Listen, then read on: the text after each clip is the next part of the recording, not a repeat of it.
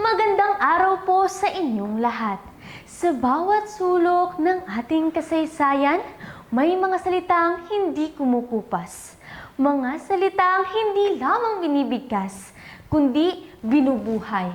At sa puso ng ating lalawigan, may isang tinig na patuloy na umaalingaw-ngaw. Ang panawagan ni Manuel Luis Quezon na tayo ay maging tulad ng punong mulave. Matatag, matibay, hindi natitinag sa unos, hindi sumusuko sa pagtaas ng alon, hindi nanginginig sa kidlat at bagyo, sapagkat alam natin ang lakas na nananahan sa ating ugat. Ngayong pinagdiriwang natin ang Nyugnyugan Festival, bitbit natin ang temang si Quezon at ang makabagong kaunlaran ng ating lalawigan. Isang temang hindi lamang nag-uugnay sa nakaraan at kasalukuyan, kundi isang tema na nagpapatunay na ang diwa ng Mulabe ay hindi lamang nasa salita. Nasa bawat proyekto, nasa bawat pag-unlad, nasa bawat mamamayan, nasa bawat tibok ng lalawigan. Ang Quezon ay may ugat na malalim, ugat na nakabaon sa lupa ng niyog, sa punong matayog na hindi kayang pabagsakin ng bagyo, sa dahong sumasayaw kahit sa pinakamalakas na hangin. Ngunit ang lalim ng ugat ay hindi hadlang sa paglipad. Ito ang pinagmumulan ng lakas upang harapin ang makabagong panahon. Sa makabagong Quezon, ang niyog ay hindi na lamang ani. Ito ay industriya. Hindi na lamang kabuhayan. Ito ay ekonomiya. Hindi na lamang tradisyon. Ito ay teknolohiya at modernong pag-unlad. Kung dati ay palad ang puhunan, ngayon ay kaalaman ng sandata. Kung dati ay lakas ng katawan, ngayon ay lakas ng sistema. Ito ang unang tibok ng makabagong Quezon. Agrikulturang may tapang, may talino at may direksyong hindi matitinag.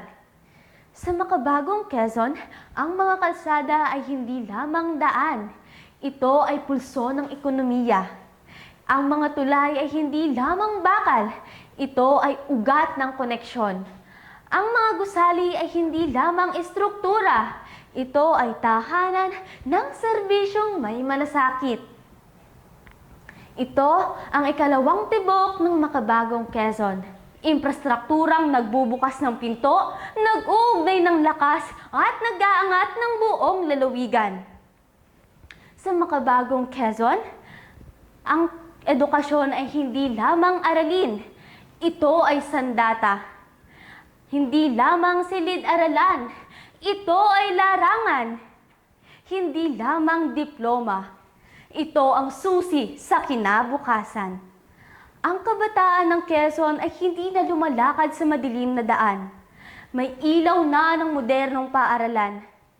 May lakas na ng komunidad na naniniwalang ang kaunlaran ay nagsisimula sa pagkatuto. Ito ang ikatlong tibok ng makabagong Quezon, edukasyong humuhubog sa kinabukasan. Sa makabagong Quezon, ang turismo ay hindi lamang tanawin. Ito ay kwento ng kultura, kwento ng kasaysayan, kwento ng pagbangon.